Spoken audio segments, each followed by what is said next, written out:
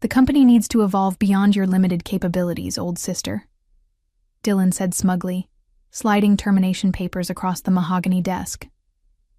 Time to make room for real innovation. I picked up the document with steady hands, maintaining the neutral expression that had become second nature during 15 years of corporate politics. For a moment, I locked eyes with my younger brother. His triumphant smirk contrasted sharply with the tastefully framed family photos behind him, artifacts of a supposed legacy of loyalty.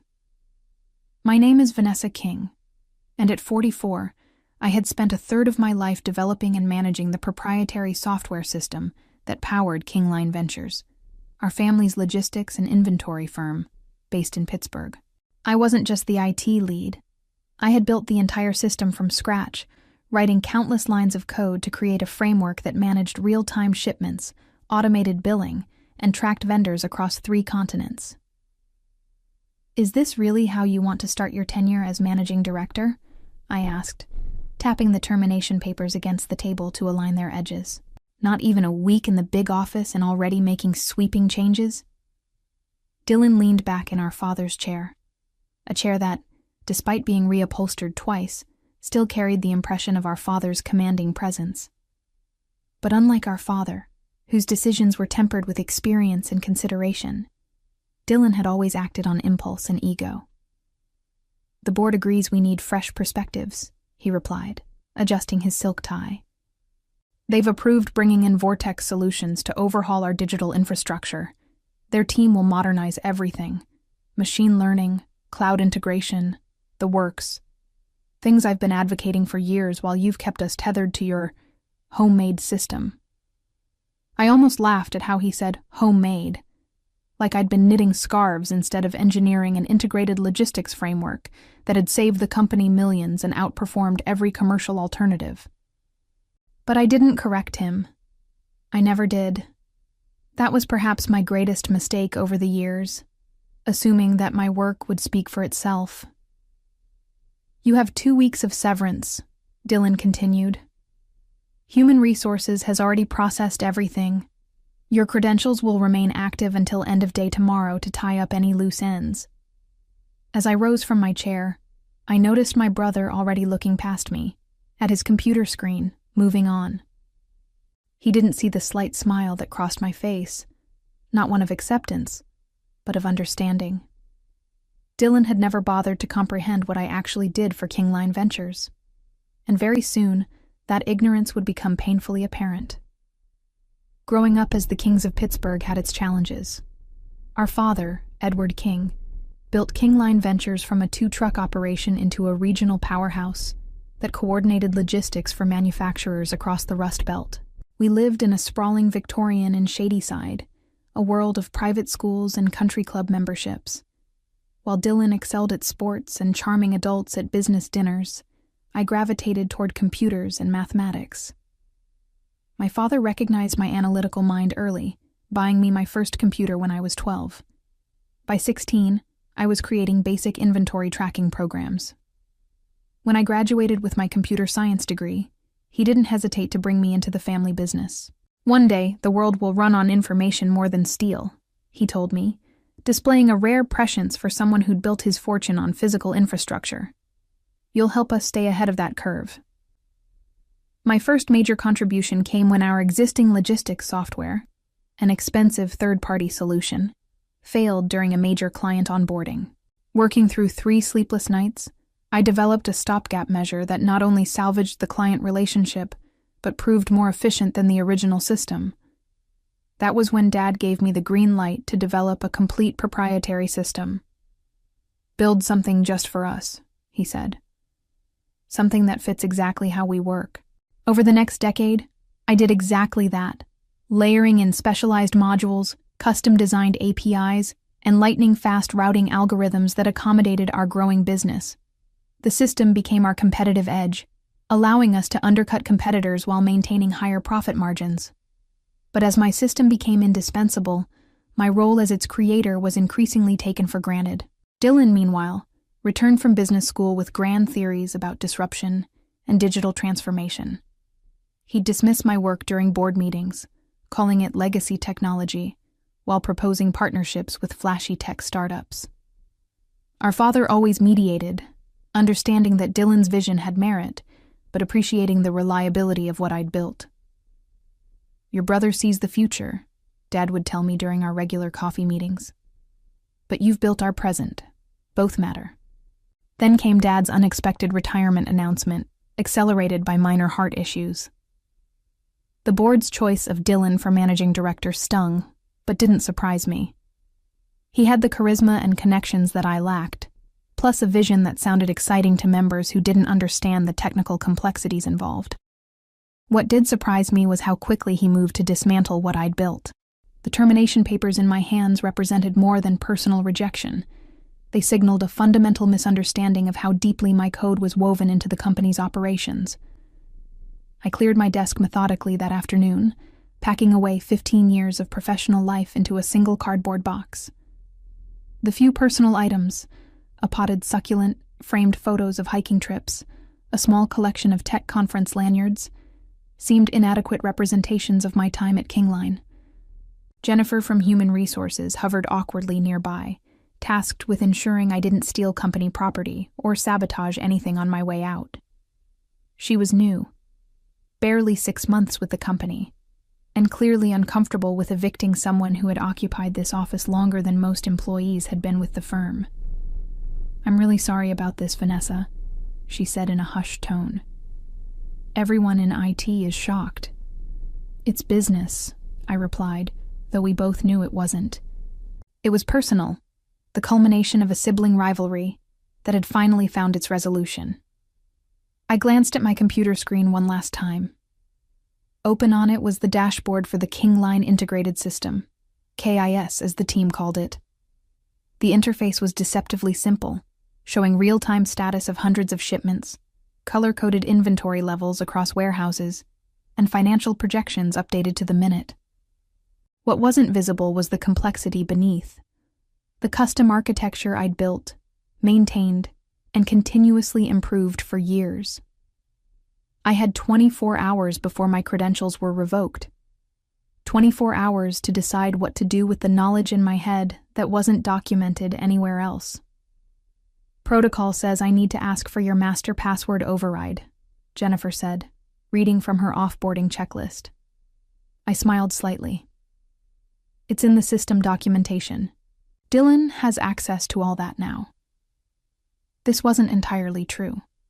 While basic documentation existed, the deeper architecture, the shortcuts, the workarounds, the contingency protocols, those lived only in my mind and in secured notes that weren't part of the official documentation. Not out of malice or job security fears, but because complex systems evolve organically, and documentation always lags behind reality. As I walked toward the elevator, carrying my small box of belongings, I passed the glass-walled conference room where Dylan was meeting with representatives from Vortex Solutions. Through the glass, I could see him gesturing enthusiastically while a team of consultants nodded along, their sleek presentation displayed on the wall screen. One slide caught my eye. Seamless migration from legacy systems. I almost stopped to tell them there was nothing seamless about integrating with KS, that the system was deliberately designed with security layers that required specific knowledge to navigate. I almost warned them about the cascading dependencies that could trigger catastrophic failures if modified incorrectly. Almost. Instead, I stepped into the elevator and pressed the lobby button. I hadn't built back doors or booby traps into the system. I'd always been too professional for that. I didn't need to sabotage anything. The system itself, with all its complexity and customization, would do that for me if mishandled. As the elevator doors closed, I realized I felt lighter than I had in years. 3 days passed in a strange, unfamiliar calm. Without the constant ping of crisis emails and the pressure of system maintenance, I found myself with time I hadn't experienced since college. I slept past 6 a.m., went for morning runs along the Monongahela River, and actually sat down for breakfast instead of gulping coffee on the way to the office. On the third morning after my termination, I was enjoying a leisurely coffee on my balcony when my personal phone vibrated. Caitlin Zhou's name flashed on the screen, head of client services at Kingline, and one of the few colleagues I considered a friend. Vanessa? Her voice carried an unmistakable edge of panic. Are you watching this? Watching what? The Westbridge presentation. Dylan's doing it live on the company feed for all departments to see. He's about to... She broke off, and I heard commotion in the background. Oh God, it's happening again. I pulled up the company's internal live stream on my tablet, using the credentials that apparently hadn't been deactivated yet. The video showed our largest conference room, where Dylan stood before executives from Westbridge Manufacturing, a potential client worth at least $15 million annually. He was mid-sentence, gesturing toward the large display behind him that showcased the KIS dashboard, which allows us to guarantee 99.8% on-time delivery and complete transparency across your supply chain, he was saying confidently. Then it happened. The dashboard behind him flickered, displaying a cascade of error messages before freezing completely. Dylan continued speaking for several seconds before realizing something was wrong. He glanced back, his professional smile faltering.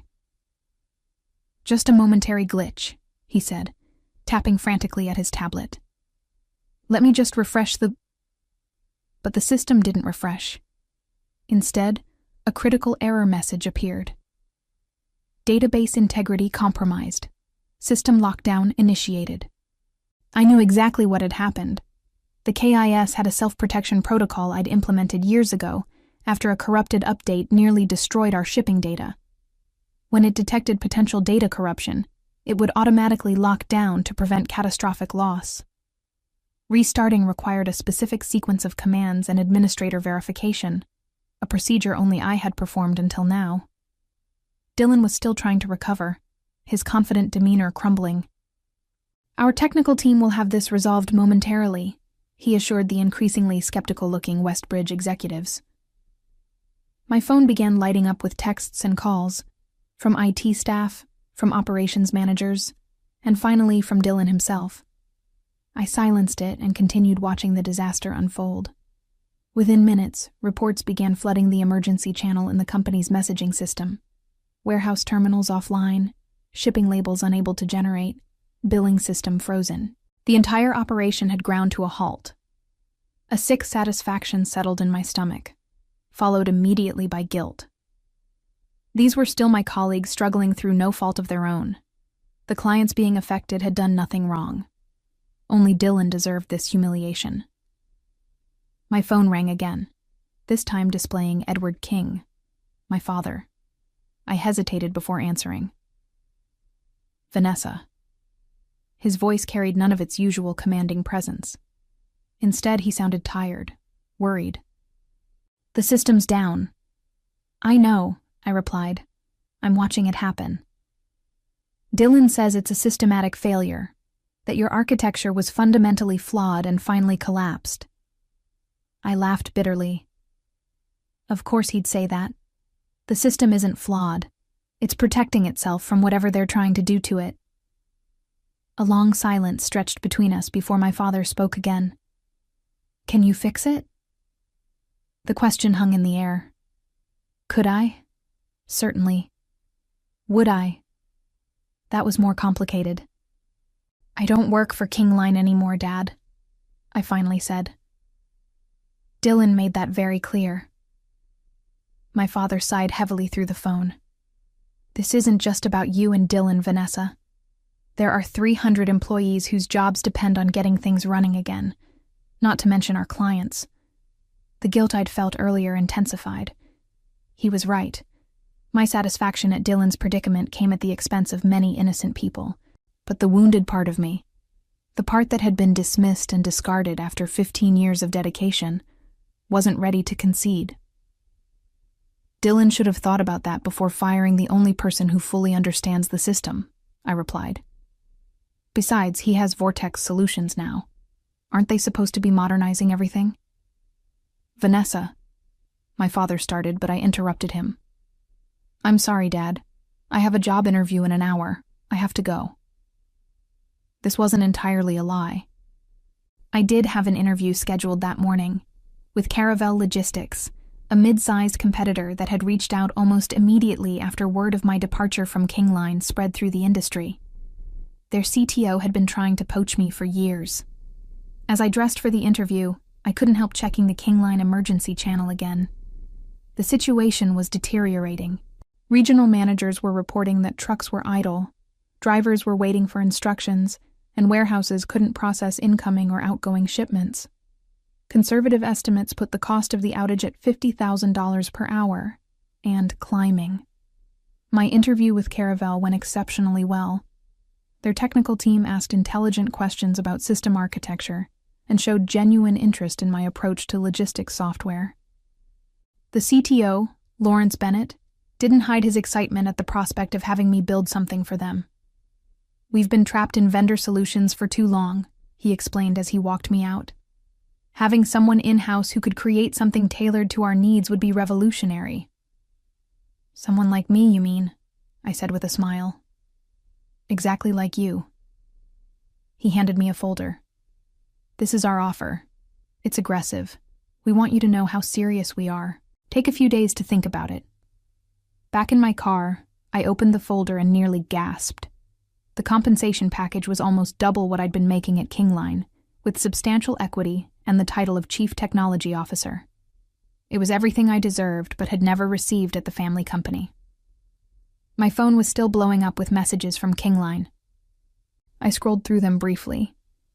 Dylan demanding I answer his calls, the IT team begging for access codes, even board members reaching out directly. The last message caught my eye, from Caitlin.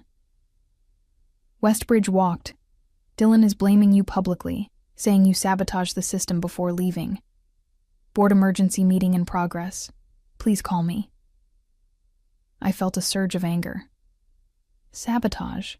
I'd spent 15 years building and protecting that system. Its current failure was simple. The Vortex team had likely tried to force integration without understanding the security protocols, triggering the lockdown sequence. Before I could think better of it, I called Dylan. He answered immediately. "Thank God. You need to fix this right now, Vanessa. This is corporate sabotage, and I'm prepared to take legal action." "Stop!" I cut him off. "I didn't sabotage anything. Your fancy consultants triggered a security protocol by trying to force access. If you'd bothered to ask me for a proper handover instead of ambushing me with termination papers, I could have explained how the system works." "Then fix it," he demanded. "Now." "That's not how this works, Dylan. I'm not your employee anymore, remember? You made that abundantly clear."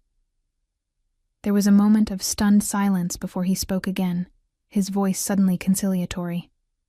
"What do you want? To come back? Fine. You can have your job back." I couldn't help but laugh. "My job back?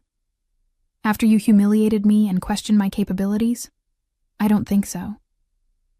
By evening, the situation at Kingline had reached crisis level. Through Caitlin, I learned that the board had called an emergency session where Dylan was struggling to explain both the system failure and his decision to terminate me without a transition plan. The Vortex Solutions team had admitted they couldn't access the core system architecture without proper documentation. Documentation that didn't exist in the official repositories. I sat in my living room, nursing a glass of wine and weighing my options. The Caravel offer was tempting. A clean break, a fresh start, recognition I'd never received at Kingline. But 15 years of my life were embedded in the KIS. Watching it fall apart felt like watching a part of myself being dismantled. My doorbell rang at 9 p.m. Through the peephole, I saw Dylan standing there looking disheveled, his normally immaculate hair mussed, his designer suit wrinkled. After a moment's hesitation, I opened the door. "You win, okay?" he said before I could speak. "I was wrong. We need you. I need you." I leaned against the doorframe, studying my younger brother. At 40, Dylan still carried himself with the entitled confidence of the golden child, the son who had followed perfectly in our father's footsteps while I carved my own technical path. But now, for perhaps the first time, I saw genuine desperation in his eyes. "The board is furious," he continued when I didn't respond. They're talking about emergency leadership changes. Dad is disappointed. Everyone's blaming me. As they should, I replied calmly. You fired the architect of the system that runs the entire company without ensuring knowledge transfer. That's not just bad business. It's negligent leadership. He flinched but didn't argue. Tell me what you want. Name your price to fix this. I stepped back, gesturing for him to enter. In my living room, I pulled out my laptop and brought up the Caravel offer letter. Caravel wants me to build them exactly what I built for Kingline, I said, turning the screen toward him. This is what they think I'm worth. Dylan's eyes widened as he saw the compensation package. This is outrageous. They're just trying to steal our technology through you. No, Dylan. They're recognizing my value, something Kingline never did. I closed the laptop. I don't want to be just an IT manager anymore. I want my role to reflect what I actually contribute. What are you saying? I want a board seat and the title of Chief Technology Officer, equal compensation to yours, and complete autonomy over the technical division. I met his gaze steadily. Those are my terms. Dylan laughed incredulously. You can't be serious. The board would never. Then enjoy explaining to them how you plan to rebuild 15 years of proprietary development from scratch. I interrupted. I'm sure the shareholders will understand when the stock plummets. A tense silence filled the room as my brother processed the situation. I could almost see the calculations running behind his eyes, weighing his pride against the immediate crisis and his longer-term prospects if Kingline suffered a prolonged outage. The board meets again tomorrow morning, he finally said. I'll present your terms, but I can't guarantee they'll accept everything. That's fine, I replied. But I won't step foot in the office or touch a line of code until they do. The system will remain down until then. After Dylan left, I poured myself another glass of wine and stepped out onto my balcony. The Pittsburgh skyline glittered against the night sky, and for the first time in years, I felt truly in control of my destiny. Whether I returned to Kingline on my terms or accepted Caravel's offer, one thing was certain. I would never again allow my contributions to be minimized or taken for granted. The next morning, I walked into Kingline's headquarters, wearing a tailored power suit I'd purchased but rarely worn. The receptionist's eyes widened when she saw me, and whispers followed as I crossed the lobby. Word of my return had clearly spread. The boardroom fell silent as I entered. 12 pairs of eyes tracked me as I took my seat at the table, not in my usual chair against the wall as an invited technical advisor, but in a proper leather chair between my father and Josephine Winters, our longest-serving board member. Dylan stood at the head of the table, looking like he'd aged years overnight. Behind him, a projection displayed the ongoing system outage metrics. 27 hours of downtime, estimated losses approaching $1. 4 million, 42 delayed shipments, and 17 angry client escalations. Ms. King has agreed to address our technical situation, Dylan announced, his voice carefully controlled. The board has reviewed and accepted her conditions for return. I noted the formal Ms. King rather than my sister, or Vanessa, a small but telling choice that distanced him from the decision. Several board members nodded appreciatively in my direction, while others watched warily, perhaps wondering if I'd deliberately caused the crisis. Before we proceed, I said, opening my laptop, I want to be clear about what happened. The system failure wasn't sabotage or poor design. It was a security protocol I implemented years ago to prevent data corruption. When unauthorized access attempts triggered it, the system did exactly what it was programmed to do, protect itself. I projected my screen, showing the KS master interface, a view none of them had seen before. Behind the sleek user dashboard was a complex matrix of system health indicators, security protocols, and override mechanisms. What you're seeing is the true heart of Kingline's competitive advantage, I explained. A proprietary system that's been customized and optimized over 15 years. It can't simply be replaced by an off-the-shelf solution or rushed migration. The board members leaned forward, suddenly understanding the true value of what I'd built. Even Dylan seemed to grasp finally that my limited capabilities had created something remarkable. With the board's unanimous endorsement of my return, including my new title, compensation, and board seat, I set about restoring Kingline's systems. The process took less than an hour, though I deliberately walked the IT team through each step, ensuring knowledge transfer that should have happened years ago. As systems came back online across the company, the relief was palpable. The messaging channels filled with celebratory messages, warehouse managers reported resuming operations, and drivers finally received their routing instructions. The financial damage was substantial but containable, a painful lesson in technical debt and proper succession planning. The next week brought a flurry of changes. My office moved to the executive floor, adjacent to Dylan's. The IT department was reorganized under my direct leadership, with a mandate to document the system properly and train multiple team members on its architecture. And most satisfyingly, the Vortex Solutions contract was renegotiated from a full replacement to a collaborative enhancement project, working with my team rather than displacing us.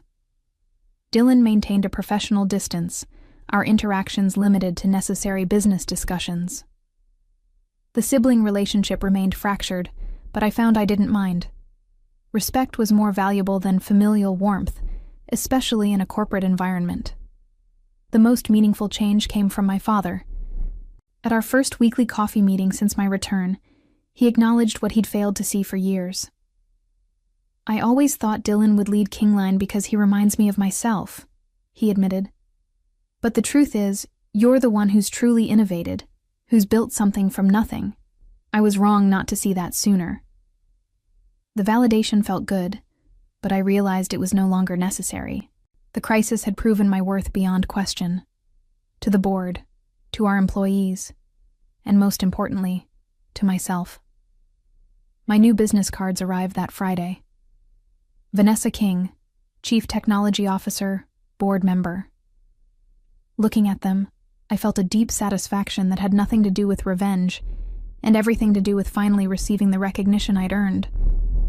As the dust settled and operations returned to normal, I reflected on how sweet success tasted when it came from standing your ground rather than tearing others down.